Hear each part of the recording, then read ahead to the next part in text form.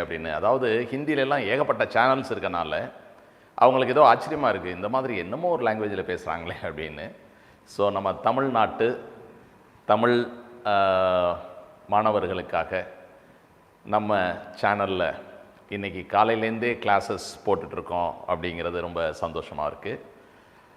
Right, நம்ம morning கிளாஸில் நம்ம ஒரு கொஸ்டின் பேப்பர் டிஸ்கஷன் அப்படிங்கிறத ஸ்டார்ட் பண்ணி போயிட்டுருக்கோம்.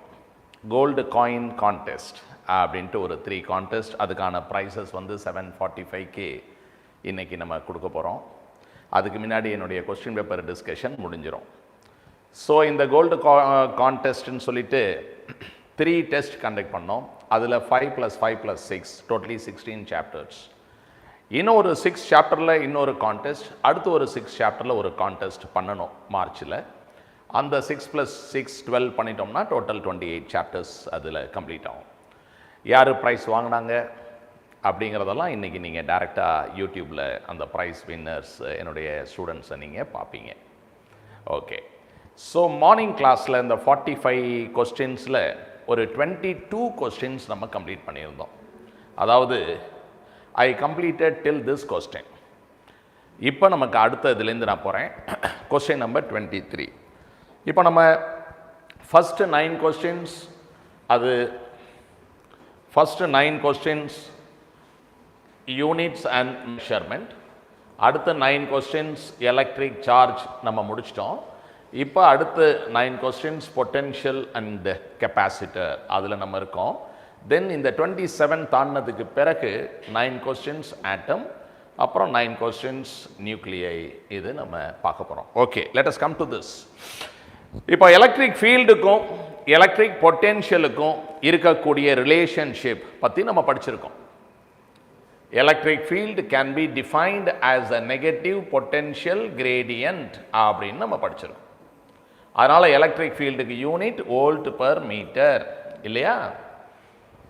ஸோ இப்போ எப்போதுமே பொட்டென்ஷியல் கொடுத்துருக்கோம், நம்ம டிஃபரன்ஷியேட் பண்ணி கண்டுபிடிப்போம். அந்த மாதிரி 2-3 சம்ஸ் நம்ம கிளாஸில் போட்டிருக்கோம், நிறையா போட்டிருக்கோம். இப்போ இன்டகிரேஷன், அதாவது இதில் என்ன கொடுத்துருக்குன்னா கொடுத்துருக்கு. Is equal to 30x² I cap, அதாவது இது எக்ஸ் ஆக்சிஸில் ஆக்ட் பண்ணுது. அப்போ what is the potential difference அப்படின்றதான் கேள்வி. ஸோ பொட்டென்ஷியல் டிஃபரன்ஸ் டிவிங்கிறது -E into dr. Potential difference dV is -E into dr. அந்த மெத்தடில் நம்ம போகணும். அப்போ integral dV is minus integral ங்கிறது 30x², இது எக்ஸ் ஆக்சிஸ், அதனால dx, 30x² dx. இப்போ இதை இன்டகிரேட் பண்ணலாம். பொட்டென்ஷியல் நம்ம என்ன பண்ண போறோம்னா x is equal to 3, அதுக்கப்புறம் x equal to 0, அந்த இடத்துல தான் நம்ம இன்டகிரேட் பண்ண போறோம். we are going to integrate 0 to 3. அப்போ நமக்கு VA minus V0 அப்படின்னு கிடைக்குது. VAங்கிறது potential when x is equal to 3 upper limit minus lower limit potential when x is equal to 0. இதை இன்டகிரேட் பண்ணா potential x is equal to 3 minus potential x is equal to 0. அதுதான் VA minus V0 எழுதியிருக்கேன். இங்கே -30 x² x³ by 3 limits 0 to 3. இப்போ இந்த 30 cut பண்ணோம்னா -10 upper limit 3³ lower limit 0³. அப்போ answer -270 volt, -270 volt. So this answer is here, -270 volt. Okay, right, அடுத்த கணக்குக்கு போலாம். ஸோ இந்த ப்ராப்ளம் நம்ம கெப்பாசிட்டரில் ஒரு 50% ஆஃப் த ஏரியா, அதாவது பாதி ஏரியாவில் டயலக்ட்ரிக்கை வச்சுருக்கோம், பாதி ஏரியாவில் டயலக்ட்ரிக்கை பிளேஸ் பண்ணியிருக்கோம். ஒரு கெப்பாசிட்டர் இருக்குது, இதோட கெப்பாசிட்டன்ஸ் என்ன வரும்? ε0 A/d அப்படின்னு வரும். இது area A, distance between the plates d, capacitance இதுதான். இதில் பாதி ஏரியாவில் we are placing a dielectric. இந்த டயலக்ட்ரிக் எவ்வளவு தூரத்துக்கு வச்சிருக்கோம்? d by 2. This is d by 2. அவ்வளோ ஏரியாவில் வச்சிருக்கோம். அப்போ கெப்பாசிட்டன்ஸ் என்ன வரும்? அதுதான் கொஸ்டின். ஸோ கெப்பாசிட்டன்ஸ் ஃபார்முலா வந்து இந்த மாதிரி டயலக்ட்ரிக் ஸ்லாபை வைக்கும் பொழுது it is epsilon naught A by d minus d plus d by epsilon r இல்லையா? That's a general formula. இப்போ நான் என்ன பண்ண போகிறேன்? The thickness is actually d by 2. அதை இங்கே சப்ஸ்டியூட் பண்ண போகிறேன். ஓகேயா? அப்போ capacitance is equal to epsilon naught A divided by d minus d by 2 plus d by 2. The epsilon or relative permittivity அது equal to dielectric constant K. இப்போ d minus d by 2 na d by 2. d by 2 plus d by 2 K. இப்போ நம்ம 2K வால multiply பண்ணலாம். அப்ப 2K வால multiply பண்ணா இங்க என்ன வரும்? KD plus D அப்படி வரும். இதை நம்ம எப்படி எழுதலாம் அப்படின்னா 2K divided by K plus 1 into epsilon naught A by D அப்படி எழுதலாம். இந்த epsilon naught A by Dங்கிறது C. That is equal to C. அதனால it is 2K by K plus 1 C அப்படி சொல்லலாம். So the correct answer is 2K by K plus 1 into C. புரிஞ்சுக்க முடியுதா? So எழுதிக்கலாம்.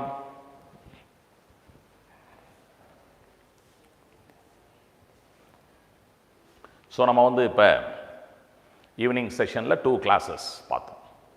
ஒரு கிளாஸ் என்ன நம்ம பார்த்தோம் அப்படின்னா இந்த electric field is negative potential gradient அப்படிங்கிறதுல இன்டகிரேஷன் வர்ற மாதிரியான ஒரு கணக்கு. வி கொடுத்துட்டு இ கேட்டால் டிஃபரன்சியேஷன், இ கொடுத்துட்டு வி கேட்டால் இன்டகிரேஷன், அது பார்த்தோம். தென் அடுத்து என்ன பார்க்குறோம் அப்படின்னா ஒரு கெப்பாசிட்டரில் டயலக்ட்ரிக் ஸ்லாப் வைக்கும்போது பொதுவான ஒரு ஃபார்முலா என்ன, ஒரு பர்டிகுலர் கேஸில் என்ன ஃபார்முலா வருது, அதான் பார்த்துருக்கோம். Now we are going to the next one, right? இது வந்து the energy required for moving the charges, right? 3 charges இருக்கு, q plus 2q plus 3q are placed at the corners of an equilateral triangle, side 2a. So remember, side is 2a. D and E are the midpoints of the sides. The work done in moving the charge q from இது initial position. நம்ம initial position ஒரு diagram வரைஞ்சிருவோம், ஒன்று initial energy எழுதிடுவோம், அதுக்கப்புறம் final position diagram வரைஞ்சிட்டு final energy. Because the work done is final energy minus initial energy. So that is the work done. சரி, initial எழுதுவோமா? Right, initial energy என்ன எழுதலாம்? Now இந்த charge எடுத்துக்கலாம், k into q into 2q by a. q into 2q by the distance is 2a. Side of the triangle is 2a. Okay. இது எழுதிட்டோம். இது எழுதலாமா? நம்ம இந்த சார்ஜ் மூவ் ஆகிறதுனால ஒரு ஷார்ட்கட் மெத்தட் உங்களுக்கு சொல்லியிருக்கேன். we are not writing the complete energy, we are going to write only the energy related to the moving charge. இது சம்பந்தமான கேசஸ் மட்டும் எழுதினா போதும். ஓகே, அப்போ இனிஷியல் எனர்ஜியில் ஒரு பார்ட் மட்டும் நம்ம எழுதுகிறோம், இது சம்பந்தமானதை மட்டும் எழுதுவோம். That's a shortcut method. Product of these charges k into 2q q divided by a. இதுவும் இதுவும், இப்போ இதுவும் இதுவும் plus k into 3q into capital Q divided by a. இப்போ இதுவும் இதுவும், அது எப்படி எழுதணும்? k into q into capital Q divided by the height of the triangle is h. Okay, ஒரு equilateral triangle சைடு ஏன்னு இருக்கும் பொழுது height √3 by 2a. ஆனால் இங்கே சைடு 2a இருக்கு, அதனால height எவ்வளவு? √3 by 2 into 2a, which is equal to √3 into a. The side of the triangle is taken as 2a. அதனால இந்த ஹைட்டுக்கு பதிலாக நான் என்ன போட போகிறேன்?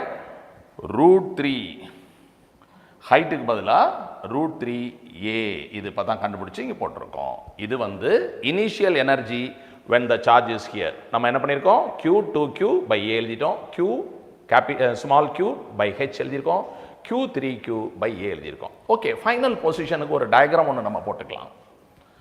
What is the final position? The charge is here. இங்கே என்ன இருக்கு? ஃபிக்ஸடு. இதெல்லாம் 2q, q, 3q இதெல்லாம் ஃபிக்ஸடு. மூவிங் சார்ஜ் எது? இதுதான். அப்போ இந்த டிஸ்டன்ஸ் என்ன?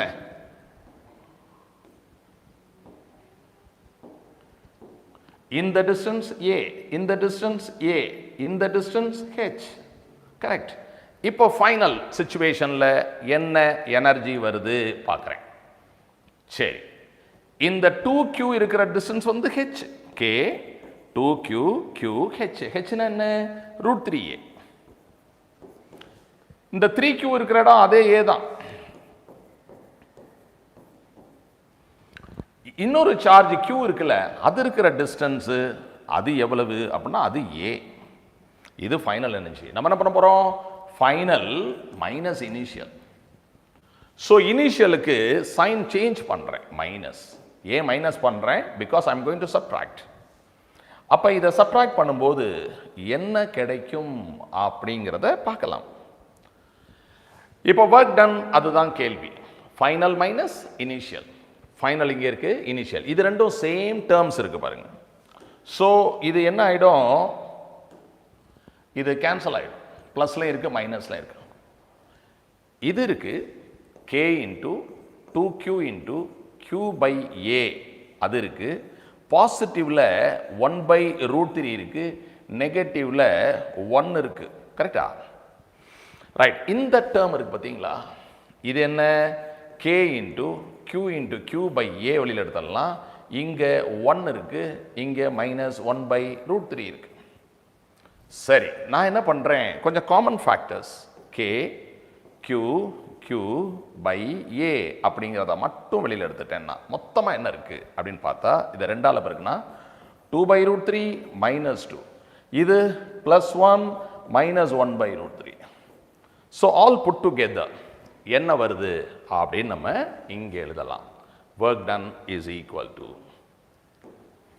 So the answer is k q q by a into 2/√3ல 1/√3 போயிடுச்சு, 1/√3 -2 + 1 -1. So this is the answer. So the work done is ஒரு ஷார்ட்கட் மெத்தட் சொல்றேன். இந்த ஒர்க் டன் வந்து நெகட்டிவ்ல தான் வரும். என்ன வருது? 1 -√3/√3. That's a negative number. அதை நம்ம ஆரம்பத்திலே கவனிச்சிட்டோம்னா ஆன்சரை பார்த்தோன்னே கூட சொல்ல முடியும். Okay, this is the procedure, this is the answer. Let us go to the question.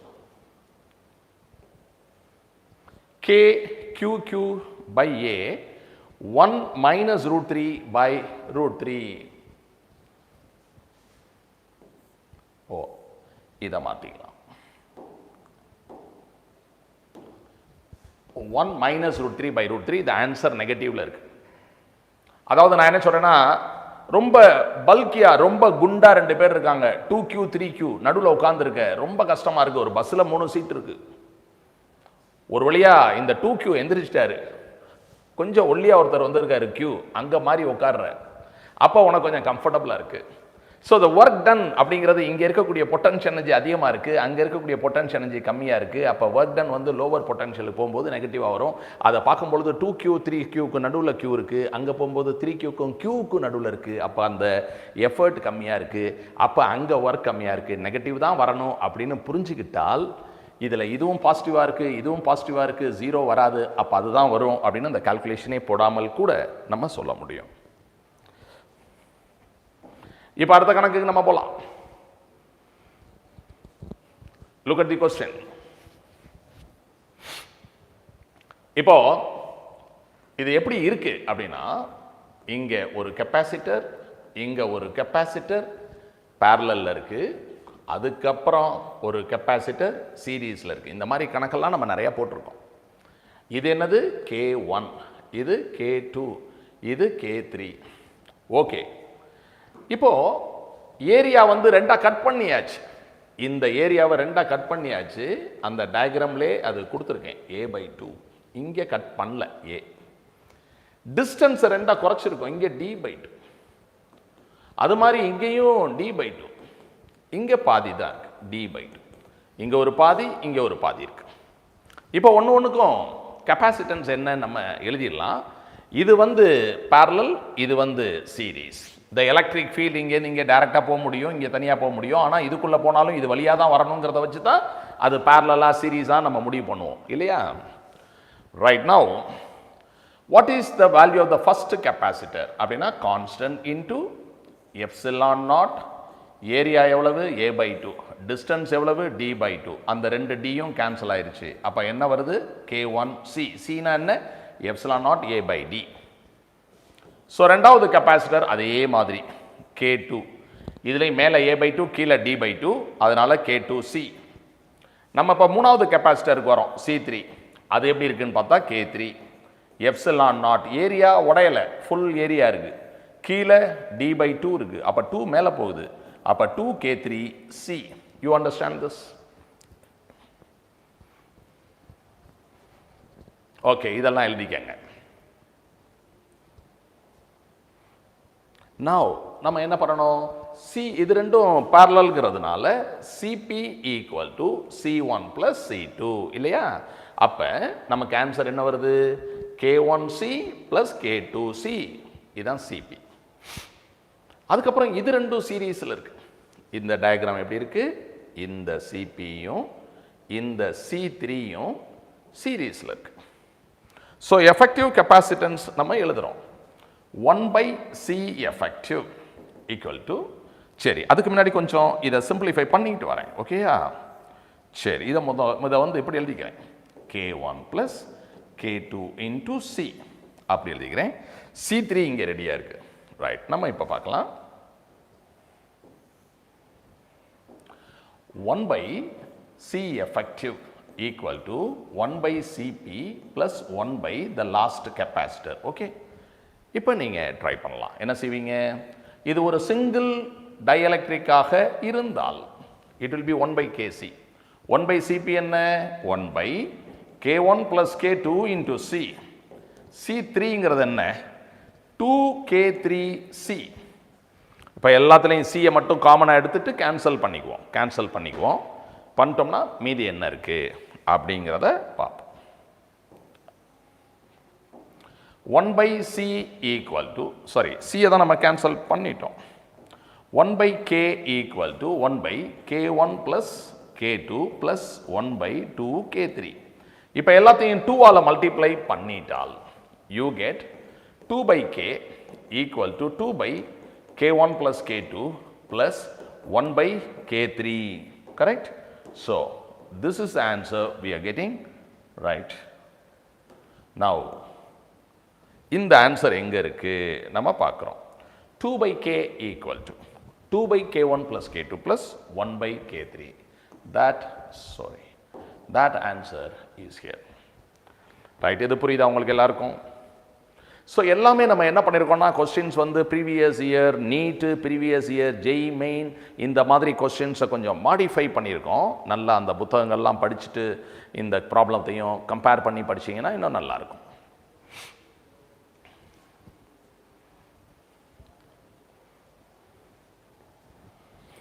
Shall we go to the next one? Okay, we are coming to the last question of this chapter, potential and capacitor. இது last year நீட்ல கூட வந்த ஒரு கொஸ்டினை தான் modify பண்ணியிருக்கேன். இது வந்து actually பார்த்தீங்கன்னா the energy loss when a charged capacitor is connected to an uncharged capacitor, அந்த கான்செப்ட் நம்ம பார்க்குறோம். ஓகே, இப்போ கொஸ்டினில் என்ன சொல்லியிருக்காங்க அப்படிங்கிறத கொஞ்சம் கவனமாக நம்ம புரிஞ்சுக்குவோம். A capacitor of capacitance 900 picofarad, எது இது, is fully charged 100 volt battery as shown in the figure. Then it is disconnected, charge பண்ண பிறகு disconnected and connected to another capacitor. So பர்ச்சையில் இது வந்து 900 இருக்கும், நான் அதை வந்து 2C, அதாவது 1800. அப்போ what is the electrostatic energy stored in this அப்படின்னு கேட்டிருக்கேன். ஓகே, பார்க்கலாம். இப்போ இனிஷியல் எனர்ஜி எவ்வளவு இருக்கு? Half C V square half into 900 picofarad. V square is 100 square. So the initial energy is 9 by 2, 4.5. 10 power 6 minus 12, 10 power minus 6 joule. That is the initial energy. Energy loss formula, I am sure you will keep this in your memory. ஞாபகத்தில் இருக்கா?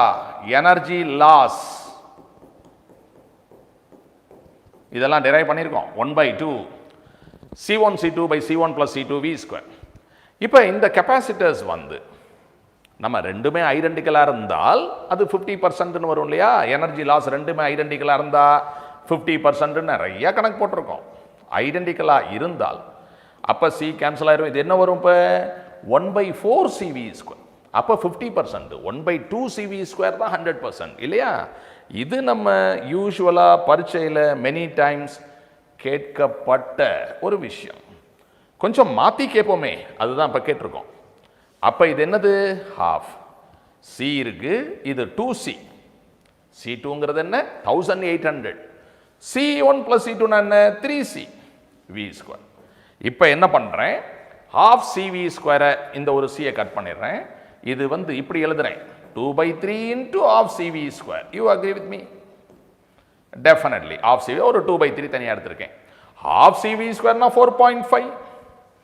அதை 3 ஆல divide பண்ணா 1.5. அதை 2 ஆல பெருக்கினா 3. புரியுதா? 2/3 into 4.5. That is equal to 3 into 10 power 6 minus 6. Okay. அப்போ எவ்வளவு எனர்ஜி இருந்துச்சு? இவ்வளவு இருந்துச்சு. எவ்வளவு லாஸ் ஆயிருச்சு? இவ்வளோ ஆயிருச்சு. அப்போ எவ்வளவு இருக்கும்? அதில் உள்ள வித்தியாசம் தான் இருக்கும். கேள்வி வந்து என்ன? ஃபைனல் எனர்ஜி எவ்வளவு இருக்கும்?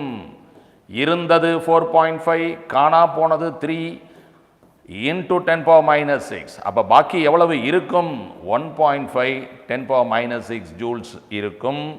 So the correct answer is this one. ஓகேயா? ஸோ இப்போ நம்ம பொட்டன்ஷியல் கெப்பாசிட்டர் வரைக்கும் முடிச்சிருக்கோம். ஸோ இதை எழுதிக்கலாம்.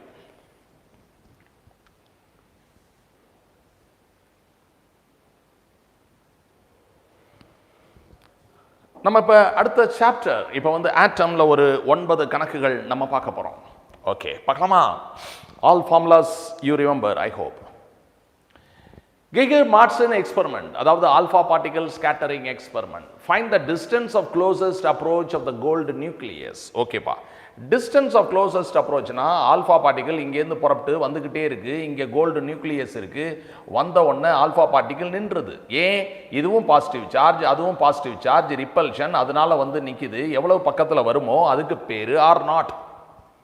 இதில் லா ஆஃப் கன்சர்வேஷனை வச்சு நம்ம என்ன சொல்லுவோம்னா, initial kinetic energy is equal to the electrostatic potential energy. What is the electrostatic potential energy? 1/4 pi epsilon naught 2E ZE by R naught. இது electrostatic potential energy. Therefore, what is the formula for the distance of closest approach? அப்படின்னா 1/4 pi epsilon naught 2EZE square by kinetic energy. Okay, இப்போ நம்ம வந்து என்ன values கொடுத்துருக்காங்கிறத substitute பண்ணலாம். அந்த kinetic எனர்ஜியை 7.7 mega electron வோல்ட்னு கொடுத்துருக்காங்க. அதாவது 7.7 mega 10 power 6 electron volt 1.6 into 10 power minus 19 joule. We are converting this into SI unit. Okay, coming to this, 1/4 pi epsilon naught 2 into EZ gold in a gold coin contest 79 atomic number into E square. Okay, E square divided by EK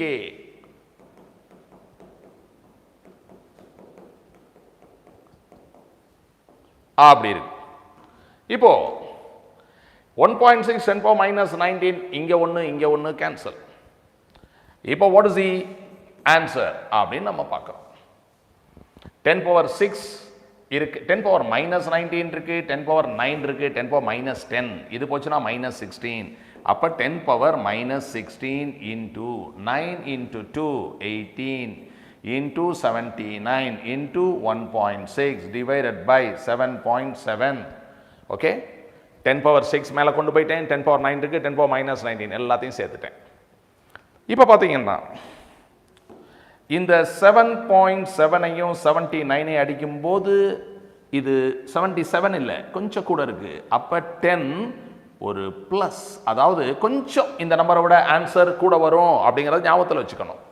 10னா multiply பண்ணால் 16, அப்போ 18 into 16.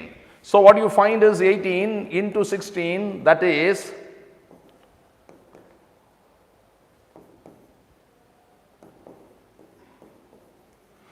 288. இது ரெண்டையும் multiply பண்ணிட்ட மூணையும். So 288 into 10 power minus 16, that is 28.8 into 10 power minus 15 meter is femtometer. Fermi. Okay, இதை விட 28.8 கொஞ்சம் கூட வரும்னு சொன்னேன். அதாவது nearest answer slightly higher value is 30 femtometer will be the correct answer. ஓகேயா, புரிஞ்சுக்க முடியுதா? கீழே 77.7 இல்லாமல் 7.9 இருந்துச்சுன்னா 28.8, கீழே 7.7 இருக்கு. அப்போ அதோட கொஞ்சம் பெரிய number, which is 30 femtometer. Okay, so எல்லாருக்கும் புரியும், எழுதிக்கலாம். அடுத்ததுக்கு நம்ம போகலாம். So now we are in question 29. Okay, கொஸ்டினை படித்து பார்க்கணும்.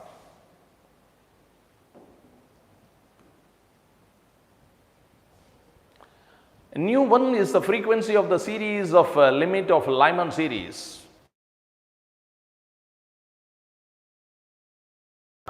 அந்த அது என்னது nu 1, ஓகே, லாம்டா வேணா ஃப்ரீக்வன்சி எழுதிக்கலாம். nu 1 அப்படிங்கிறது என்ன transition? Series, limit of Lyman series, infinity to 1. The frequency of the first line of Lyman, nu 2. nu 2ங்கிறது என்ன? First line of Lyman. Okay, nu 3ங்கிறது என்ன? Series limit for Balmer series limit. ஓகேயா?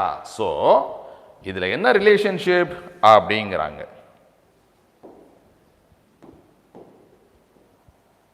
Right, இது என்ன பண்ணணும் அப்படின்னா energy level diagram. Right, energy level diagram. இது என்னது? 0. இது என்னது? 1. இது என்னது? இன்ஃபினிட்டி. Right, okay. இப்போ இன்ஃபினிட்டிலேருந்து 1, இது வந்து லைமன் உடைய 1 and 2 ஆல்சோ ஐ வாண்ட். எனக்கு என்னென்ன தேவைப்படுது? இன்ஃபினிட்டி, 1, 2, 0 தேவைப்படலப்பா. ஓகே, இன்ஃபினிட்டி டு 1 அப்படிங்கிறது, இன்ஃபினிட்டி டு 1 அப்படிங்கிறது ஃப்ரீக்வன்சி 1. 2 to 1 அப்படிங்கிறது, அதாவது principal quantum number starts from 1. Okay, infinity to 1 அப்படிங்கிறது என்ன? ஃப்ரீக்வன்சி 1. 2 to 1 இது என்னது? ஃப்ரீக்வன்சி 2. இன்ஃபினிட்டி டு 2 இது என்னது? ஃப்ரீக்வன்சி 3. இதெல்லாம் எனர்ஜி லெவல் டயக்ராம். அப்போ எனர்ஜி 1 பெருசாக இருக்குது, எனர்ஜி 2 கம்மியாக இருக்குது, எனர்ஜி 3 அதோட கம்மியாக இருக்குது. இது ரெண்டையும் ஆட் பண்ணால் இது வருது. எல்லாத்தையும் பிளாங்க்ஸ் கான்ஸ்டன்டால் பெருக்கிட்டோம்னா நமக்கு எனர்ஜி 1 அப்படிங்கிறது எப்படி இருக்குது? எனர்ஜி 2 ப்ளஸ் எனர்ஜி 3 அப்படி இருக்குது. எனர்ஜி 1ன்னா என்ன? ஹெச் நியூ 1, இது ஹெச் நியூ 2, இது ஹெச் நியூ 3. அப்போ பிளாங்க்ஸ் கான்ஸ்டன்ட் எல்லாத்தையும் டிவைட் பண்ணிட்டோம்னா நமக்கு இப்படி கிடைச்சிடும். அப்போ என்ன ஆன்சர் கரெக்டு அப்படின்னு நம்ம பார்க்கும் பொழுது இது அந்த பக்கம் கொண்டு போயிருக்காங்க. Frequency 1 minus frequency 2 equal to frequency 3 அப்படி கொண்டு வந்திருக்காங்க. ஸோ நம்மளுடைய கரெக்ட் ஆன்சர் இங்கே இருக்கு. ஓகே, இது புரிஞ்சுக்க முடியுதா எல்லாருக்கும்? எப்படி போடணும்?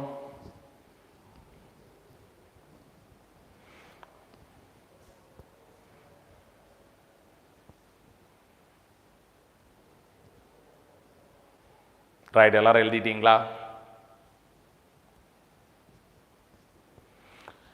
இப்போ நம்ம வந்து அடுத்த கேள்வி என்னன்னு பார்க்கலாம். Okay, this is ionization energy of lithium plus plus. Okay, ionization energy of lithium plus plus. அதாவது ஹைட்ரஜன் ஆட்டம் எடுத்துக்கிட்டோம்னா ஒரு புரோட்டான், இது கிரவுண்ட் ஸ்டேட், எலக்ட்ரான் இங்கே இருக்கு, எலக்ட்ரான் இங்கே இருக்கு. இங்கே இருக்கக்கூடிய எலக்ட்ரானை நம்ம வெளியில் விரட்டினோம்னா அயனைசேஷன். அப்போ அயனைசேஷன் ஃபார் ஹைட்ரஜன் அப்படின்னு பார்க்கும் பொழுது அது 13.6 electron volt is the ionisation energy for hydrogen. இதுவே வந்து ஹீலியம்னா 4ஆல் மல்டிப்ளை பண்ணுவோம், லித்தியம்னா 9ஆல் மல்டிப்ளை பண்ணுவோம். அப்போ இதுதான் வந்து லித்தியம்கான வேல்யூ. பட் இந்த கணக்கில் நியூமரிக்கல் வேல்யூ மாதிரி கொடுக்கல, இதை வேற மாதிரி கண்டுபிடிக்க போகிறோம். சரியா? ஓகே. இந்த டிரான்சிஷன் எங்கேருந்து எங்கே, எலக்ட்ரான் எங்கேருந்து எங்கே போகுது அப்படின்னா ஃபர்ஸ்ட் ஆர்பிட்லேருந்து இன்ஃபினிட்டிக்கு போயிடுது. ஃபர்ஸ்ட் ஆர்பிட்லேருந்து இன்ஃபினிட்டிக்கு போயிடுது. ஓகே, எலக்ட்ரான் கோஸ். ஸோ நம்ம இந்த ஸ்பெக்ட்ரல் சீரீஸ் ஃபார்முலா வச்சு போட்டோம்னா ஹைட்ரஜனுக்கு வந்து R into 1/1 minus 1/infinity square, this is equal to R அப்படி வருது. அப்போ ஆறுங்கிறது என்ன? 1/λ for hydrogen. Okay, this energy, எனர்ஜிங்கிறது என்ன? H new. நியூனா என்ன? hc/λ. இந்த 1/λவுக்கு பதிலாக என்ன பண்ணணும்? ஆர். இது ஹைட்ரஜன். ஸோ நம்ம வந்து லித்தியம் பிளஸ் பிளஸ் அப்படிங்கிறப்ப என்ன பண்ணுவோம்? 9ஆல் மல்டிப்ளை பண்ணுவோம். Therefore for lithium plus plus the value will be 9 HCr. Right, this is the correct answer for this. நம்ம ஃபார்முலால இங்க வந்து z ஸ்கொயர் r அப்படி போட்டாலும் அந்த 9 அப்படிங்கிறது கிடைக்கும். அப்படியும் நம்ம பண்ணலாம். ரைட்டா?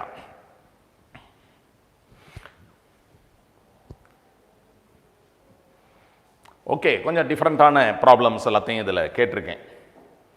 ஓகே, இப்போ பார்க்கலாம். இதுவும் அப்படிதான். இதெல்லாம் ஜேஇ மெயினில் நியூமரிக்கல் டைப்பில் உள்ளதை வந்து மல்டிபிள் சாய்ஸ் கொஸ்டினாக மாற்றிருக்கேன் அவ்வளோ.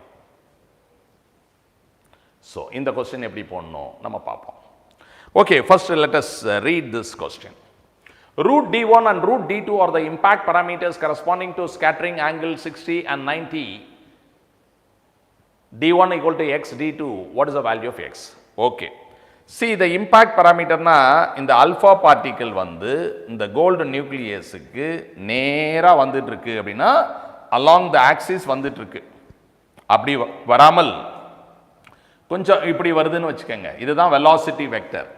இது ரெண்டுக்கு நடுவில் என்ன கேப் இருக்குமோ அதுக்கு பேரு impact parameter, that is proportional to cot theta by 2 அப்படின்னு ஒன்று படிச்சிருக்கோம் நம்ம. தீட்டாங்கிறது இந்த பாசிட்டிவ் ரிப்பல் பண்ணுறதுனால இது டிஃப்ளெக்ட் ஆகி போகுதில்ல, அந்த ஆங்கிள் அது theta. So impact parameter is proportional to cot theta by 2. நம்ம நோட்ஸில் ஃபார்முலா இருக்கும், அதை வச்சு இந்த கணக்கை நம்ம வந்து போடணும். சரிதானே? Okay, how do we do it? இங்கே போடலாம். Root d1 by root d2 impact parameter ratio equal to cot. First வந்து 60 கொடுத்துருக்கு, அடுத்தது வந்து 90 கொடுத்துருக்கு. 60/2 90/2.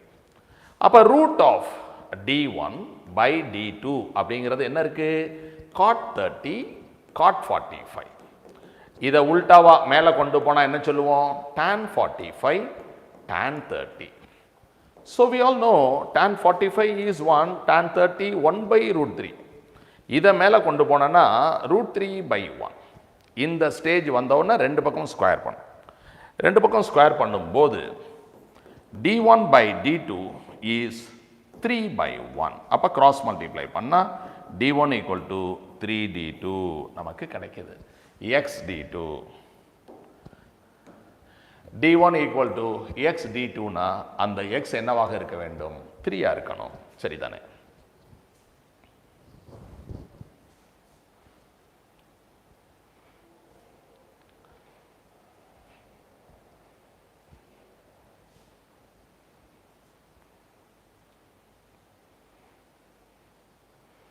ஓகே, எல்லாருக்கும் புரியும், எழுதியிருப்பீங்க. அடுத்ததுக்கு போகலாம். இது என்ன அப்படின்னு கொஸ்டினை படிக்கலாம்.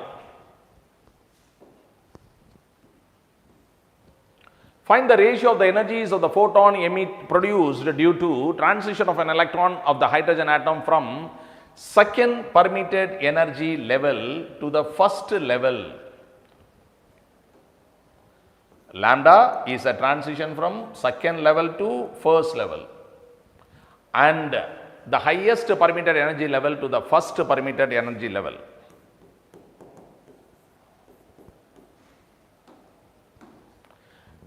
இப்போ ஹைட்ரஜன் ஆட்டத்தோட எனர்ஜி லெவல் பற்றிலாம் உங்களுக்கு தெரியும். First, second, third, infinity level அப்படிங்கிறதெல்லாம் தெரியும். So energy level diagram you remember. So இங்கே பார்த்தீங்கன்னா -13.6 -3.4 இன்ஃபினிட்டி லெவல்னா 0. இப்போ நம்ம எது பற்றி நம்ம பேசிகிட்டு இருக்கோம் அப்படின்னா, இங்கே நம்ம என்ன பேசிகிட்டு இருக்கோம், 2 to 1 இந்த டிஃபரன்ஸ் 10.2. அப்புறம் இன்ஃபினிட்டி டு 1, இன்ஃபினிட்டி டு 1 இது வந்து எவ்வளவுனா 13.6. அப்போ இதில் என்ன கேட்டிருக்காங்க, எனர்ஜி உள்ள ரேஷியோ என்ன அப்படி கலர் மாற்றிக்கிறேன், எனர்ஜி உள்ள ரேஷியோ என்னன்னு கேட்டிருக்காங்க. ஃபர்ஸ்ட் 2 to 1 அப்படிங்கிற எனர்ஜி என்ன 10.2. இன்ஃபினிட்டி டு 1 அந்த எனர்ஜி எவ்வளவு 13.6. இந்த 13.6ங்கிறது 4 into 3.4. இது வந்து 3 into 3.4. கரெக்டா? 3.4 அடிச்சிருவோம். அப்போ இது என்ன ரேஷியோவில் இருக்கு, 3/4 அந்த ரேஷியோவில் இருக்கு. ஸோ ஃபர்ஸ்ட் இருக்கிறது வந்து 3, அதாவது 2 to 1 கம்மியான எனர்ஜி, இன்ஃபினிட்டி டு 1 அதிகமான எனர்ஜி. என்ன ரேஷியோவில் இருக்கு 3:4. புரிஞ்சுக்க முடியுதா?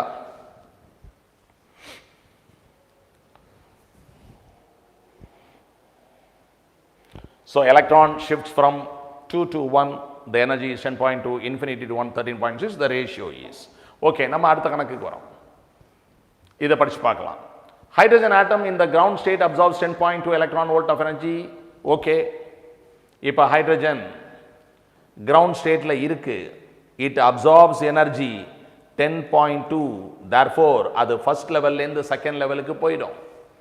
What is the increase in the value of momentum, angular momentum?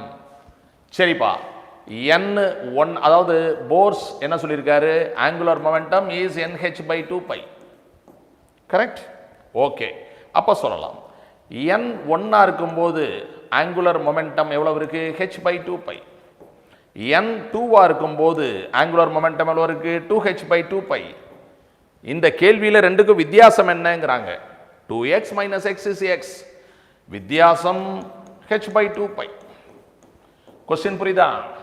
Hydrogen atom is in the ground state, absorbs 10.2 electron volt and it goes to the second level. The angular momentum of the electron of the hydrogen atom increases by, எவ்வளவு increase ஆகுது, h/2π. h/2π is equal to 6.6 10⁻³ divided by 2π, 3.14. Okay, இதை cut பண்ணா 3.3, 3.14 almost equal to 1. 1க்கு பக்கத்தில் 1.05. So 1.05 இது கொஞ்சம் பெருசாக இருக்கு இல்லையா, 1.05 into 10⁻34. The answer is here. எவ்வளவு ஆங்குலர் மொமெண்டம் இன்க்ரீஸ் ஆகுது. Okay, then we are going to the next question. Consider the third orbit of helium. Using non-relativistic approach, the speed of the electron in this orbit is. Okay, so எல்லாரும் ஃபார்முலாலாம் நல்லா படித்து நல்லா ஞாபகத்தில் வச்சுருப்பீங்க. You are all very தரோ இன் the formula, I hope, இல்லையா? அப்போ velocity இந்த nth ஆர்பிட்னோன்னு கோரஸாக ஆன்சர் சொல்லிடுவீங்க. z/n 2.2 10⁻6 m/s. இப்போ நம்ம என்ன கண்டுபிடிச்சிட்டு இருக்கோம், ஹீலியம்க்கு. ஹீலியம் அப்படின்னா 2, எந்த லெவல், தேர்ட் ஆர்பிட். ஹீலியம்க்கு தேர்ட் ஆர்பிட் இன்டு 2.2. சரியா? இது வந்து ப்ரீவியஸ் இயரில் கேட்கப்பட்ட ஒரு கேள்விதான். Okay, 4.4/3, that is 1.4 something. The answer is this. So the velocity of the electron in the third orbit of helium is 1.46 10⁻6 m/s. Is it clear to you?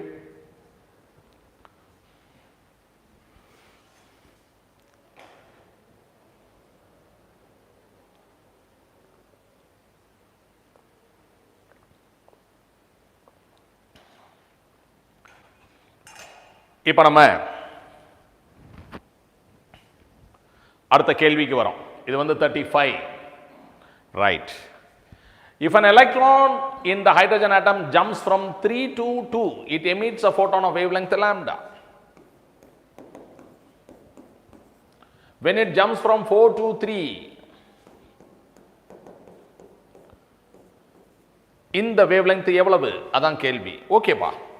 இப்போ நம்ம 3 to 2 அப்படின்னா 1 by lambda is Rydberg's constant, square of this minus square of this one. That is 9 minus 4, 5 by 36. You know this, 1 by lambda. 1 by lambda dash is Rydberg's constant, second number square minus first number square, which is equal to Rydberg's constant to 16 minus 9, அப்புறம் product 144. This is second one. நமக்கு என்ன வேணும்? Lambda dash by lambda. Lambda dash அப்படிங்கிறது நான் தலையில வச்சிருக்கேன், திருப்பி போடணும். 144 by 7r. Lambda dash அப்படிங்கிறது 144 by 7r. இது 1 by lambda அப்படியே போடணும். 5r by 36. ஓகேப்பா. r வந்து கேன்சல், 36 கேன்சல் பண்ணா 4 times. Therefore this is 20 by 7. நமக்கு lambda dashங்கிறது lambdaவை இங்கே கொண்டு வந்துடுறேன். அப்போ 20 by 7 lambda அப்படின்னு கிடைக்குது. ஸோ அந்த ஆன்சர் இங்கே இருக்கு. ஸோ இந்த மாடல்லாம் நம்ம நிறைய கணக்கு போட்டிருப்போம். So you can easily understand this. Only thing, இந்த மாதிரி கொஸ்டின்ல வந்து தேர்ட் ஆர்பிட்டா இல்லை தேர்டு எக்ஸைட்டட் ஆர்பிட்டா அது பார்த்துக்கணும். தேர்ட் லெவல் அப்படிங்கிறதுக்கும் தேர்ட் எக்ஸைட்டட் லெவல்ங்கிறதுக்கும் வித்தியாசம் இருக்குது. தேர்ட் எக்ஸைட்டட் லெவல்னா they mean the fourth level இல்லையா? ரைட். Going to 36. இது என்ன question? Now, an electron in the stationary hydrogen atom passes from the fifth excited. Yes, இப்போ தான் நான் சொன்னேன் எலக்ட்ரான் வந்து fifth excited அப்படின்னா என்ன? sixth level to first excited அப்படின்னா second level. 1 by lambda equal to Rydberg's constant, second number square minus first number square. So what you can do? Multiply by 9. So 9 by 36 is 8. 8 by 36 means it is 2r by, இது வந்து 4 ஆல divide பண்றேன், 9. அப்போ நான் என்ன பண்ணிருக்கேன்? 1 by lambda is r நல்லா எழுதிக்கலாம். 2r by 9 is 1 by lambda. அடுத்து நம்ம என்ன பார்க்குறோம் அப்படின்னா, ஒரு எலக்ட்ரான் இப்போ எலக்ட்ரான் ஜம்ப் ஆகும் பொழுது அந்த ஃபோட்டான் ரிலீஸ் ஆகுது. when electron jumps from higher energy level to lower energy level jump ஆகும்போது a photon is released from here. Photon is released. அதனால என்ன ஆகும்? ஆட்டம் அந்த பக்கம் ஓடும். velocity of the atom v. இப்போ law of conservation of momentum apply பண்ணும்போது initially the momentum is 0. ஏன்னா ஆட்டம் ஒரே இடத்துல இருந்துச்சு, momentum 0. இப்போ எலக்ட்ரான் இங்கே இங்கே ஜம்ப் பண்ணும்போது ஃபோட்டான் போகுது, ஆட்டம் அந்த பக்கம் போகுது. அப்போ final momentum should be equal to initial momentum. Final momentum என்ன? momentum of the atom and momentum of the photon. அதாவது டி ப்ராட்லி என்ன சொல்லியிருக்காரு? lambda h by p. momentumங்கிறது என்ன? h by lambda. இது ரெண்டும் இந்த momentum இப்படி எழுதி காமிக்கிறேன். ஓகே. initial momentum 0. அப்போ final momentum should be 0. law of conservation of momentum. final momentumங்கிறது momentum of atom plus momentum of photon should be equal to 0. இது ஒரு வெக்டர் குவாண்டிட்டி. இது இந்த பக்கம் போகுது, அது அந்த பக்கம் போகுது. அதனால டோட்டல் வந்து 0. அப்ப magnitude of momentum of atom should be equal to magnitude of momentum of photon. Okay, momentum of atom is mv, momentum of photon is h by lambda. They are equal. சரி, நமக்கு தேவை என்ன? velocity. velocityங்கிறது என்ன? h by lambda m. And what is the value of 1 by lambda? 1 by lambda is this. We are going to substitute that. அப்போ velocity equal to h by m and 1 by lambda is 2r by 9. Therefore the answer is this. நம்ம check பண்ணலாம். So the answer should be h 2r divided by 9m and that answer is here, 2hr by 9m. So இதில் இருக்கக்கூடிய concept வந்து என்ன அப்படின்னா, இதுவும் ஒரு previous year கொஸ்டினோட modification தான். ஒரு எலக்ட்ரான் ஜம்ப் ஆகும்போது ஃபோட்டான் வெளியில் போகுது, ஆட்டம் அப்போ ஆப்போசிட் டைரக்ஷனில் மூவ் ஆகுது, அந்த வெலாசிட்டியை நம்ம கண்டுபிடிக்கிறோம். இது வந்து கொஸ்டின் 36. இப்போ நம்ம ஆட்டம் முடிச்சிட்டோம், அவ்வளோதான், கடைசி லெசனுக்கு வரோம். ஸோ 16 பாடங்களில் 15 பாடங்கள் முடிஞ்சிருச்சு. Time is 7:05. Yes, by 7:30 I'll try to finish the next questions in nuclei. Next 9 questions in nuclei. Okay, பார்க்கலாம். And nucleus ruptures into 2 nuclear parts, nuclear fission. They have their velocities ratio 27:1. What is the size ratio? Okay, come on. Again, the same law of conservation of momentum. ஒரு nucleus இருக்கு, இது ரெண்டா உடையுது, உடையும் போது ஒரு part இப்படி போகுது, ஒரு பார்ட் இப்படி போகுது, வெலாசிட்டி v1, இது v2, இதோட மாஸ் m1, இதோட mass m2. So law of conservation of momentum என்ன? அதே விஷயம், initial momentum should be final momentum. Initial momentum is 0, ஏன்னா அது நவரவே இல்லை, உடஞ்சிருச்சு. அப்போ ஒரு வெடிக்கும் போது ஒரு பீஸ் இங்கே போச்சுன்னா இன்னொரு பீஸ் இங்கே போகும். அந்த மொமெண்டமோட total should be 0 because vector quantities, but magnitude equal. Magnitude equal. So ratio of the velocities அப்படிங்கிறது என்ன? Reciprocal of the ratio of the mass படிச்சிருக்கோம் நம்ம. Okay, come on. மாஸ் அப்படிங்கிறது proportional to volume. ஏன்னா density of nucleus is a constant, நல்லா தெரியும் நமக்கு. வால்யூம்ங்கிறது என்ன? 4/3π. இது ஒரு sphere, 4/3π r1 cube. 4/3π is cancel. அப்ப r2 cube by r1 cube அப்படின்னு நமக்கு கிடைக்குது. ஓகேப்பா. ரேஷியோ ஆஃப் த வெலாசிட்டிஸ் என்ன? 27/8. இது வந்து எதுக்கு சமம்? r2 cube r1 cube. இதுக்கு கியூப் ரூட் எடுத்தோம்னா 3/2 is equal to r2 by r1. Reciprocal எடுத்தோம்னா r1 by r2 is 2/3. Question வந்து அதுதான் கேட்டிருக்கு, what is the ratio of the nuclear radius அப்படின்னு கேட்டிருக்கு. நியூக்ளியர் ரேடியஸுக்கு ratio 2:3. The fourth option is the correct answer. Okay, so நம்ம கிளாஸில் போட்டது படித்தது அந்த மாதிரி கணக்குகள் எல்லாத்தையும் கொஞ்சம் மாடிஃபைடு ஃபார்மில் ரீகால் பண்ணுறோம். கொஞ்சம் நம்பரை மாற்றி மறுபடியும் அதை ரீகால் பண்ணுறோம். This is a beautiful question. இதே தான், இதுவும் ப்ரீவியஸ் இயர், அதை அப்படியே மாற்றிருக்கேன். ஸோ இதை படித்து பாருங்கள்.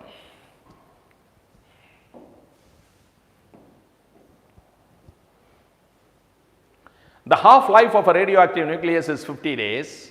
The time interval T2 to T1, T2 பெரிய நம்பர் 11/12 டிகே ஆயிடுச்சு, T1 சின்ன டைம் 1/3 டிகே ஆயிடுச்சு. ரெண்டுக்கு உள்ள டைம் இன்டர்வல் எவ்வளவு? அப்போ நம்ம என்ன செய்யணும்?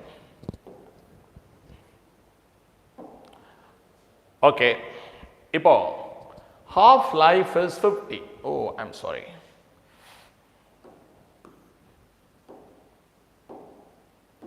half life அது வந்து 50 days.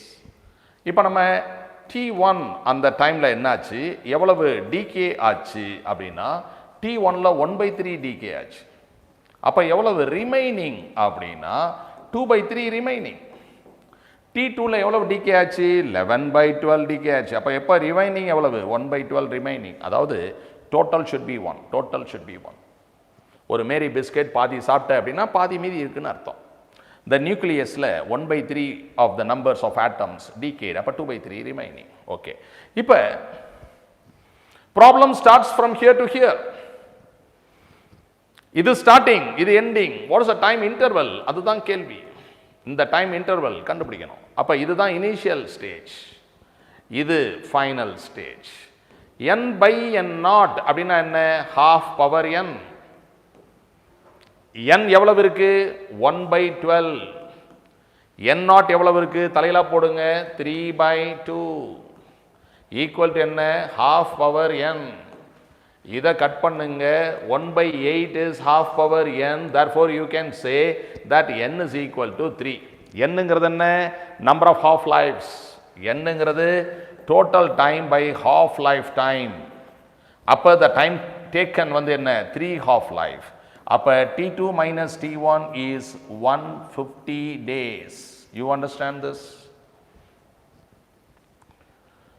50 days into 3 times.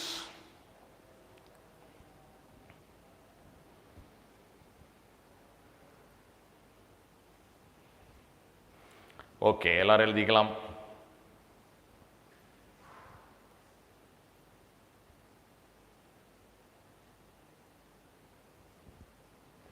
Now we are going to question 40. Another beautiful question.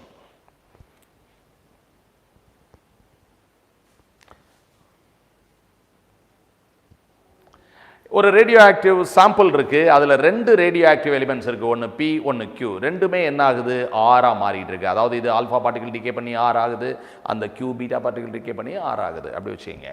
அப்ப P Q R.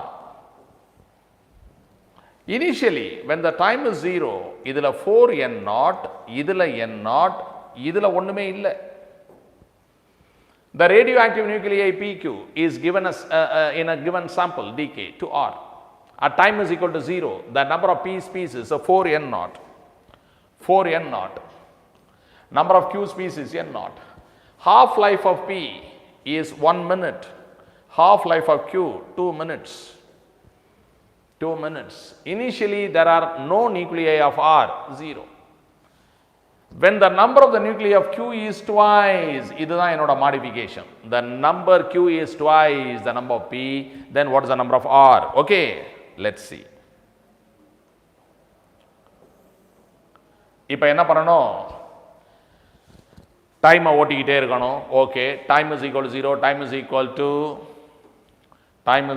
டு 1 2 3 4 அப்படி போயிட்டே இருக்கு. ஒன்றுங்கிறது இதுக்கு ஹாஃப் லைஃப், பாதிக்கு பாதி குறைஞ்சிரும், 2n0. மறுபடியும் ஒரு ஹாஃப் லைஃப் n0, மறுபடியும் ஒரு ஹாஃப் லைஃப் n0/2, மறுபடியும் ஒரு ஹாஃப் லைஃப் n0/4, அப்படி போய்கிட்டு இருக்குது. இதுக்கு 2 minutes ஆனாதான் ஹாஃப் லைஃப். 2 minutes ஆயிருச்சு, அப்போ n0/2. 4 minutes ஆயிருச்சு, 2 minutes 4 minutes தான் ஹாஃப் லைஃப், n0/4. இது ரெண்டும் ஈக்குவலா இருக்கும்போது ஆர் எவ்வளவு? அது ப்ரீவியஸ் இயர் கொஸ்டின். நான் அந்த கேள்வியை கேட்கல. நான் கேட்டிருக்க கேள்வி என்ன, இதை போல இது டபுளா இருக்கும்போது, இது டபுளா இருக்கும்போது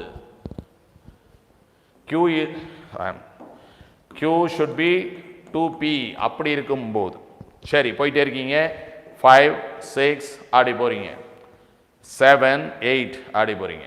5னா இது என்ன ஆகும், n0/8. 6னா என்ன ஆகும், n0/16.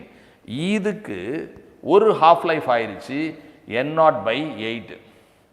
இது டபுளா இருக்கு, இது 2ஆல பெருக்கினா தான் அது வருது. The condition is satisfied. Q is 2P. Condition is satisfied. இப்போ R எவ்வளவு இருக்கு அதான் கேள்வி. அது நமக்கு தெரியாதே, அதான் கண்டுபிடிக்கணும். எப்படி கண்டுபிடிக்கணும், நம்பர் ஆஃப் ஆட்டம் இனிஷியலி எவ்வளவு இருந்துச்சு, இனிஷியலி 4n0 n0 0. இப்போ எப்பவுமே ரேடியம் ரேடானா மாறலாம். 100 ரேடியம் இருந்துச்சு, இப்போ 50 தான் இருக்கு, அப்படின்னா 50 ரேடானா மாறிடுச்சு. யுரேனியம் தோரியமா மாறலாம். இப்போ 100 யுரேனியம் இருக்கு, இப்போ 75 தான் இருக்கு, 25 காணா போச்சா? இல்லை, அது மாறிடுச்சு, தோரியமா மாறிடுச்சு.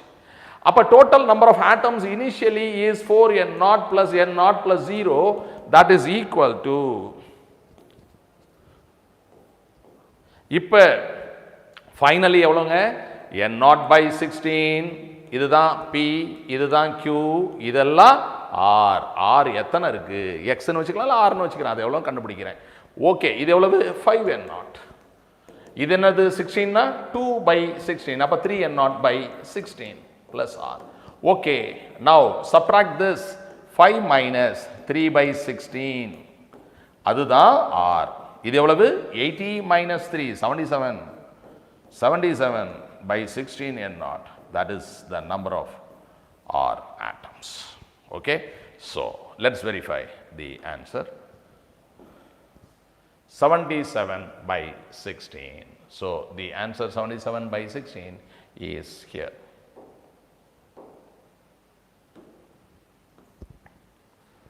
Okay, so this is one interesting question.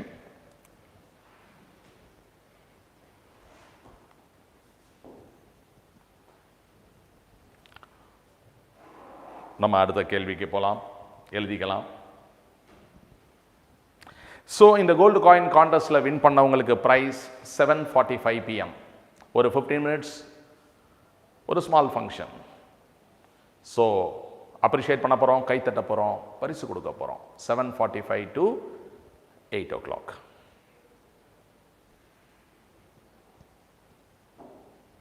Next question, question number 40. இது ஒரு 2 years முன்னாடி வந்த ஒரு கேள்வியை அப்படியே தான் ஜேஇயில் வந்த கேள்வியை அப்படியே தான் எடுத்திருக்கேன். Okay, see this question.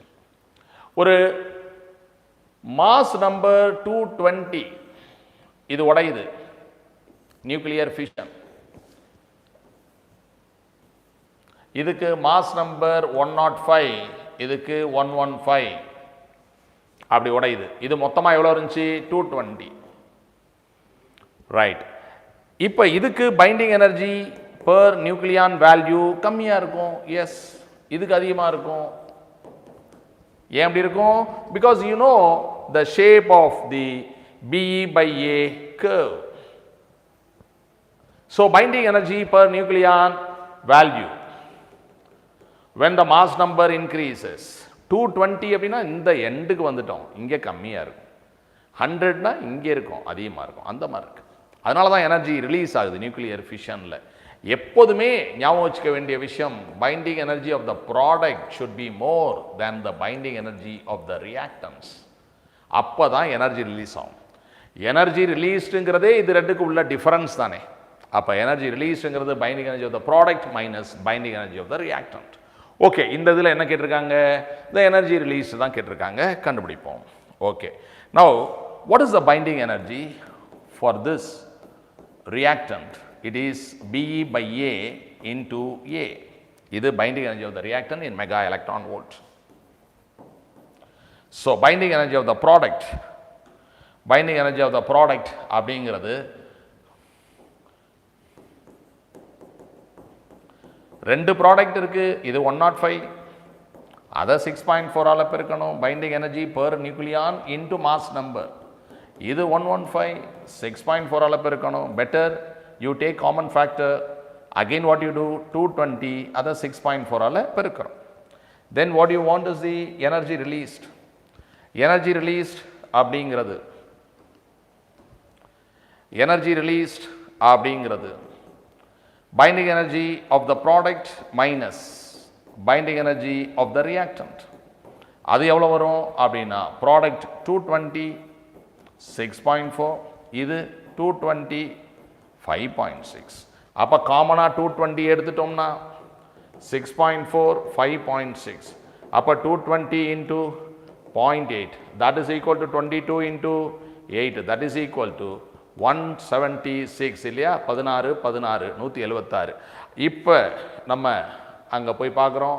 S, the answer is 176. Okay, you understand this? Nuclear fission ஆரம்பத்தில் பெரிய nucleus, binding energy per mass number is less. அதை மல்டிப்ளை பண்ணால் binding energy of the reactant நமக்கு கிடைக்கிது. அது ரெண்டாக உடையும் போது ஒரு 2 ப்ராடக்ட் இருக்குது அப்படின்னா அதுக்கு எவ்வளோ பைண்டிங் எனர்ஜி இருக்குது, அதை விட கூட இருக்கும். ரெண்டுக்குள்ள வித்தியாசம் என்ன நம்ம கால்குலேட் பண்ணுறோம். அதுதான் எனர்ஜி ரிலீஸ் இன் தி நியூக்ளியர் ஃபிஷன் ரியாக்ஷன்.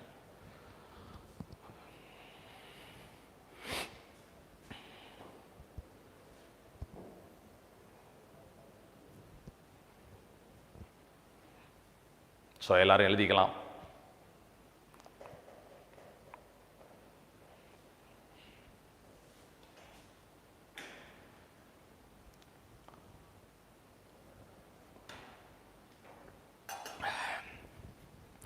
ஸோ ஒரே நாளில் ஒரு 135 கேள்விகளை எல்லாருக்கும் நடத்தி காமிக்கிறதுக்கு பிச்சை போட்ட சுந்தர் பிச்சை அவர்களுக்கு நன்றி, அப்படி தான் சொல்லணும். So we should thank the YouTube platform for giving this opportunity to educate the children of Tamil Nadu mainly. So இது இந்த செஷன் உங்களுக்கு நிச்சயமாக யூஸ்ஃபுல்லாக இருந்திருக்கும்னு நினைக்கிறேன். So these videos will be in the YouTube permanently. So யாருக்காவது இதை திரும்ப பார்க்கணும், ஏதாவது டவுட்ஸ் இருக்குது அப்படின்னா பார்த்துக்கலாம். ஓகே, அடுத்து கொஸ்டின் 41. ஸோ இந்த வருஷம் நல்லா தெரிஞ்சுக்கணும், நீங்கள் நிறைய அசர்ஷன் டைப் கொஸ்டின்ஸ் வரும். நம்ம ரொம்ப கம்மியாக தான் எடுத்திருக்கோம், பட் இனிமேல் தான் அதில் கோச்சிங் கொடுக்க போகிறேன். அசர்ஷன் டைப், அசர்ஷன் ரீசன் அப்படின்னா assertion starts with A, AIIMS starts with A.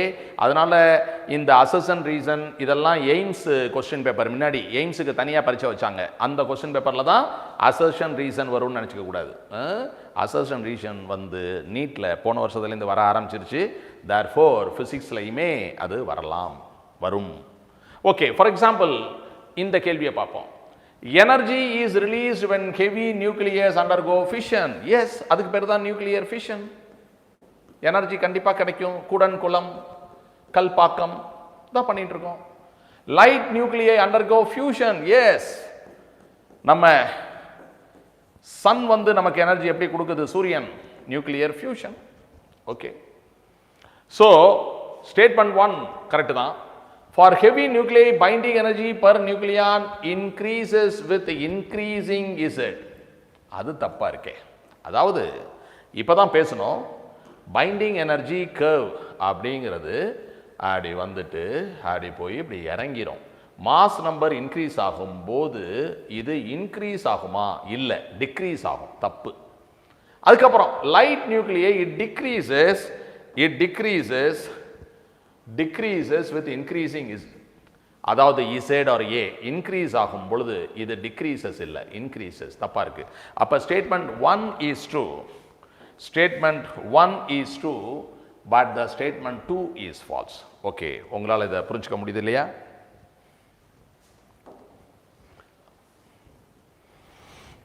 Okay, அடுத்த கேள்வி பார்க்கலாம். ஒரு அருமையான கேள்வி, படிச்சு பாருங்க.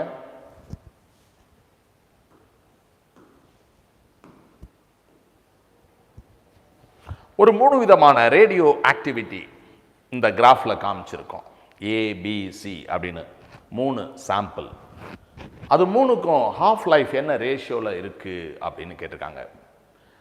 By reading this graph can you tell me the ratio of the half lifes அப்படிங்கிறது தான் இந்த கேள்வி. ஓகே, பார்க்கலாம். ஆறுங்கிறது ஆக்டிவிட்டி சொல்லியிருக்கேன். ஆர் அல்லது ஏ அது வந்து ஆக்டிவிட்டி. ஆக்டிவிட்டினா என்ன? dn by dt. dn by dtனா என்ன? lambda n. n-னா என்ன? n not e power minus lambda t. Okay, do you understand this? இப்போ log எடுத்தோம்னா log to the base e ln r, இதுக்கு log எடுக்கும்போது ln இது ஒரு constant lambda n not.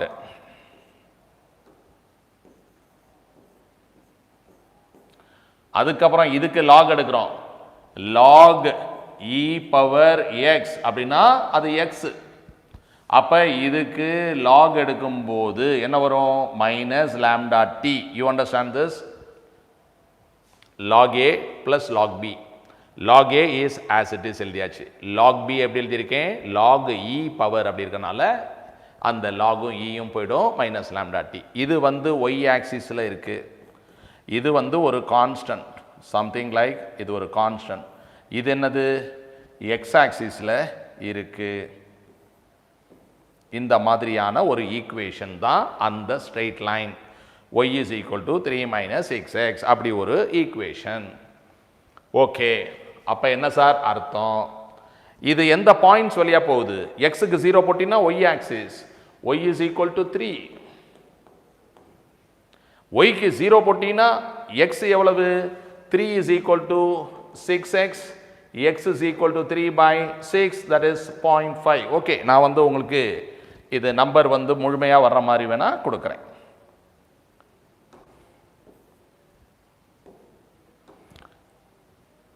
Six minus 3x. So எக்ஸுக்கு 0 போடு.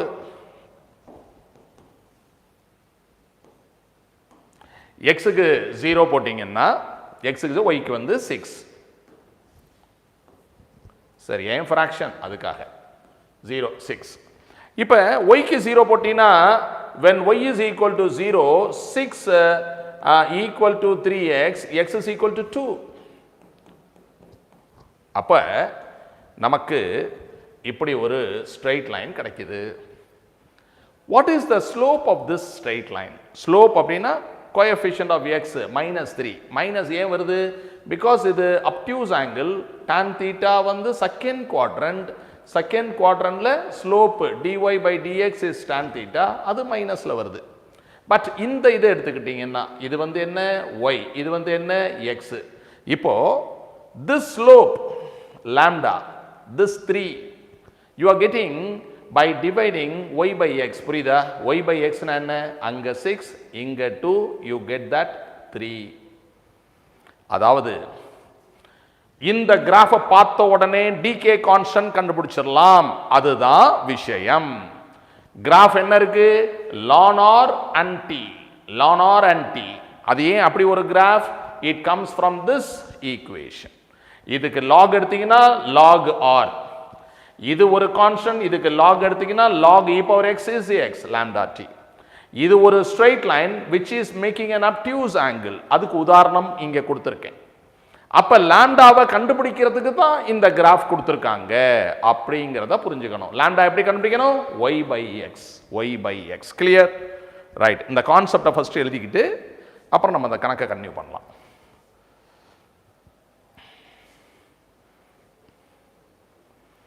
இப்போ ஏபிசி மூணுக்கும் லாம்டா எழுதலாம். ரெடியா? வாங்க. ஆஹா, கிராஃப் வேணுமே. ஓகே, இப்படி வச்சுக்கிறேன், இந்த இடத்த வச்சுக்கிறேன். ரைட். இப்போ பார்க்குறேன். இல்லைன்னா கொஞ்சம் ரப் பண்ணிக்கலாம்.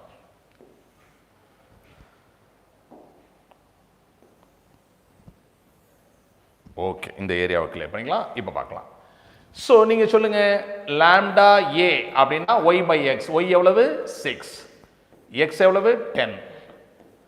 ஓகே, அப்போ this is 3/5. Okay, lambda B எவ்வளவு? ரெண்டாவது ரேடியோ ஆக்டிவ் எலிமெண்ட் பி. இதுக்கு ஒய் எவ்வளவுனா 6. அது எக்ஸ் எவ்வளோனா 5. 6/5. லாம்டா சி எவ்வளவு? லாம்டா சி இதுக்கு ஒய் எவ்வளவு? 2. எக்ஸ் எவ்வளவு? 5. You understand this? இது எழுதிக்கலாம். டிகே கான்ஸ்டன்ட் கண்டுபிடிச்சிட்டா ஹாஃப் லைஃப் கண்டுபிடிச்சிடலாம். பிகாஸ் ஹாஃப் லைஃப் அப்படிங்கிறது 0.6931 பை லாம்டா. ஸோ இப்போ லாம்டா நம்மகிட்ட இருக்கு, நமக்கு தேவை ஹாஃப் லைஃப். அப்போ அடுத்த ஸ்டெப் நம்ம என்ன பண்ணுறோம்? The ratio of the half life T1 is to T, 2 is to T, 3 is equal to, இது என்ன எழுதணும்? 1 by lambda 1, 1 by lambda 2, 1 by lambda 3. அந்த ஏபிசியை தான் 1, 2, 3ன்னு போட்டிருக்கேன். 1 by lambda 1னா இதை தலையில போடுங்க. ஃபர்ஸ்ட் ஒன், செகண்ட் ஒன் தலையில போடுங்க, தேர்ட் ஒன் அதே மாதிரி போடுங்க. ஓகே, இப்போ கம்ப்ளீட்டாக அந்த 5 கேன்சல் பண்ணிடுங்க. 5 கேன்சல் பண்ணிட்டீங்கன்னா அந்த ரேஷியோ என்ன வருது? The ratio is 1/3 is to 1/6 is to 1/2. எல்லாத்தையும் 6 ஆல பெருக்கிடுங்க. எல்லாத்தையும் 6 ஆல பெருக்கிட்டீங்கன்னா 2 is to 1 is to 3. So the answer should be 2 is to 1 is to 3 and அது இங்க இருக்கு 2 is to 1 is to 3. Okay, புரிஞ்சுக்க முடியுதா?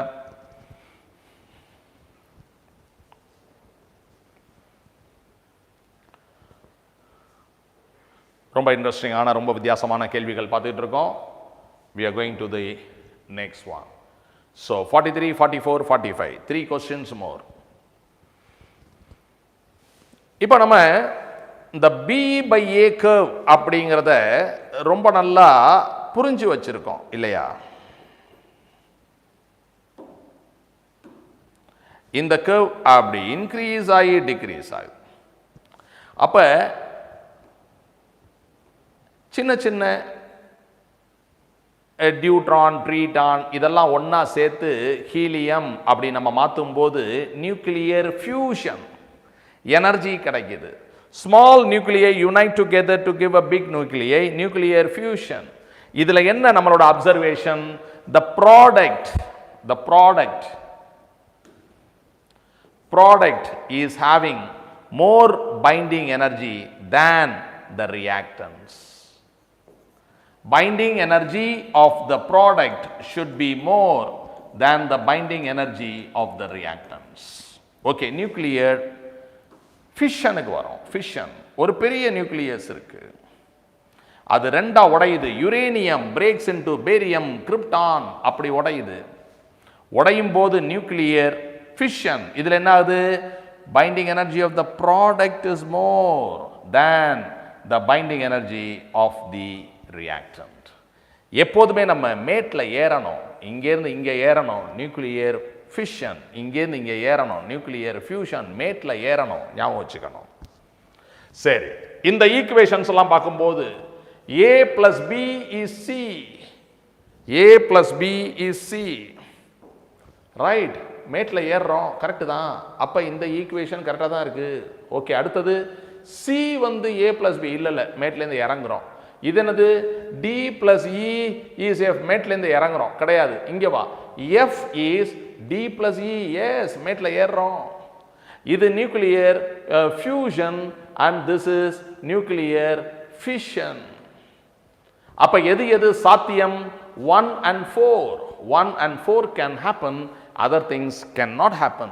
You understand this?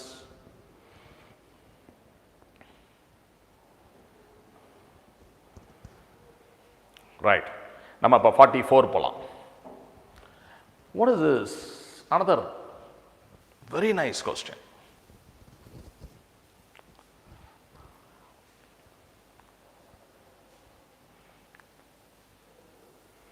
There are two processes by which a nuclear disintegration happens. ஒரு process வந்து A. அந்த process எவ்வளவு நேரம் நடக்குது? half an hour நடக்குது. அந்த processக்கு ஓகே பார்த்துக்கலாம். the process A B with half, okay, இது half life of the first process. இது வந்து இன்னும் கொஞ்சம் இடம் விட்டு நம்ம எழுதிக்கலாம். ஒரு process A half life half an hour, இன்னொரு process B the half life is 1/4 hour. for first 30 minutes half an hourக்கு இது நடக்குதுங்க. first 30 minutes it decays with the process A. next 1 hour, ஒரு மணி நேரத்துக்கு ப்ராசஸ் B நடக்குதுங்க. அடுத்து ஒரு half an hourக்கு ரெண்டும் சேர்ந்து நடக்குதுங்க. இதுதாங்க, ரெண்டும் சேர்ந்து நடக்குதுங்க, both A and B. அப்போ மொத்தம் 2 மணி நேரத்தில் எவ்வளவு குவான்டிட்டி டிகே ஆகுது பார்க்கலாமா? இப்போ தெரிஞ்சுக்க வேண்டியது, both processes are happening அப்படின்னா lambda will be lambda 1 plus lambda 2. you understand? alpha decay beta decay ரெண்டும் நடக்குதுன்னா lambda alpha lambda beta. அப்போ டைம் பீரியட் பார்க்கும் பொழுது லாம்டாவுக்கு ரெசிப்ரோக்கல் தான் half life. so half life will follow this formula. அப்ப ரெண்டு ப்ராசஸும் சேர்ந்து நடக்கும் பொழுது கிடைக்கக்கூடிய half life என்ன? அப்படின்னா first one 1/2, first one 1/2 reciprocal 2, second one 1/4 reciprocal 4. so this is 6. தலையில போட்டா 1/6. therefore மூணாவது ஒரு ப்ராசஸ் இருக்கு இல்லையா, ரெண்டும் சேர்ந்து நடக்குது இல்லையா, அதுக்கு half life எவ்வளவு? 1/6. அதை புரிஞ்சுக்கிட்டு என்னங்கிறது என்ன? Number of half lives, total time by half life time, அதுக்கு பேர் என்ன? n. நம்ம ஃபார்முலா படிச்சிருக்கோம், n by n naught is equal to half power n. what is that n? total time by half life time. இதுல ஒரு கணக்கு கூட போட்டேன். ரைட், இப்ப பாருங்க, total time is half life is half, n1. total time is 1, half life is 1/4. Sir, நான்லாம் கால் மணி நேரத்துக்கு ஒரு தரம் ஒரு டீ குடிச்சுக்கிட்டே இருப்பேன் சார். அப்போ நான் ஒரு மணி நேரத்தில் 4 டீ குடிப்பேன். ரைட், அடுத்தது total time is 1/2, half life time is 1/6. அப்போ அது என்ன வருது? Total time 1/2, half life 1/6, that is 3. Okay, 3 half life, 3 half lives. அப்போ மொத்தமா இந்த ரியாக்ஷன் நடக்கும்போது n ஃபர்ஸ்ட் வந்து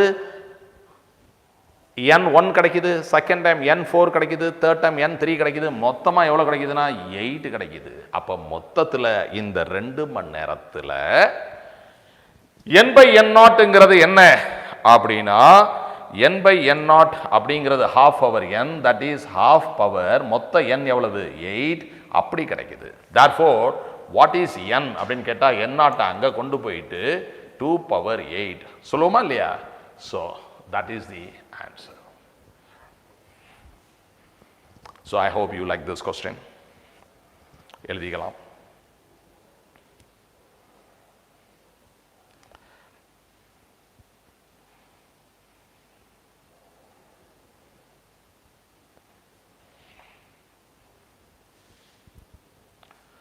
So now we are coming to the last question. அது வர்றதுக்கு முன்னாடி முக்கியமாக ஒரு இன்ஃபர்மேஷன் நம்ம ஸ்டூடெண்ட்ஸுக்கு சொல்லிடணும். அதாவது இன்னைக்கு நைட் ஸ்டடி உண்டு, நாளைக்கு மார்னிங் ஸ்டடி உண்டு, நாளைக்கு ஈவினிங் 5 to 8 நம்ம 54 சாப்டர்ஸ் எக்ஸாம் எழுதுகிறோம். அந்த இன்ஃபர்மேஷனை இப்படியே யூடியூப் வாயிலாக சொல்லிடுறேன், நல்லா படிச்சுக்குங்க. இப்போ ஒரே ஒரு கணக்கு தான், கிளாஸ் முடிஞ்சிடும். அதுக்கப்புறம் இந்த ப்ரைஸ் ஃபங்க்ஷனை மட்டும் பார்த்துட்டு சாப்பிட்டுட்டு நல்லா படிக்கலாம். Biology 38 chapters, Physics 16 chapters. In the 54 chapter exam, nalagi 5 to 8, I hope you will all do very well. Coming to the last, half-lives of two radioactive substances, A and B, are respectively 20 minutes, 40 minutes. A னு ஒன்று இருக்கு, B னு ஒன்று இருக்கு. இதுக்கு half-life 20 minutes, இதுக்கு 40 minutes. Initially, the sample of A and B have equal numbers. A and B initially equal numbers, N naught, N naught. After 80 minutes, what is the ratio? அப்படிங்கிறாங்க. டைமை ஓட விடுவோம், மல்டிபிள்ஸ் ஆஃப் 20ல் ஓட விடுவோம். First 0வாக இருக்கும்போது, time 0வாக இருக்கும்போது இப்படி இருந்துச்சு, இனிஷியலி ஈக்குவல். டைம் 20 ஆகும்போது இதுக்கு ஹாஃப் லைஃப் ஆயிடுச்சே, டைம் 40 ஆகும்போது இன்னொரு ஹாஃப் லைஃப் ஆயிடுச்சே, இதுக்கு இப்போ தாங்க ஒரு ஹாஃப் லைஃப் ஆகுது. ஓகே, டைம் 60 ஆகும்போது இதுக்கு இன்னொரு ஹாஃப் லைஃப் ஆயிடுச்சுங்க. டைம் 80 வரும் பொழுது 40, 80 இதோட மல்டிபிள்ஸ் ஆஃப் 40, அது இதுக்கு மல்டிபிள்ஸ் ஆஃப் 20, ஒரு half life, 2 half life, 3 half life, அப்படி போயிட்டு இருக்குது. இங்க என்னாச்சு, அடுத்த ஹாஃப் லைஃப் பை 4. இப்ப கேள்வி என்ன, இந்த 80 வரும் பொழுது 80 வரும்போது the remaining number of A and B nuclei is, இது பாக்கி எவ்வளவு இருக்கும் தான் நம்ம எழுதிட்டு இருக்கோம், அதுக்கு ரேஷியோ என்ன அப்படி கேட்டிருக்காங்க. அப்ப அந்த ரேஷியோ எவ்வளவு இருக்கும் அப்படிங்கறத நம்ம பார்த்தோம்னா, நம் A and B அந்த ரேஷியோ எவ்வளவு இருக்கும் அப்படின்னு பார்க்கும் பொழுது, இது n0/16, இது n0/4, இதை போல அது 4 டைம்ஸ் இருக்கு, இதை போல அது 4 டைம்ஸ் இருக்கு. அப்ப this is 1 time, that is 4 times. So the answer is 1:4. நம்ம வந்து அந்த ஆன்சர் மேலே போய் நம்ம பார்க்கலாம். So 1:4 is the answer. இங்கே இருக்கு, வேற கலர் இருக்கு. Okay, with this we have completed this question paper 1, 2, 3. All question papers finished. Okay, thanks for your cooperation. Bye.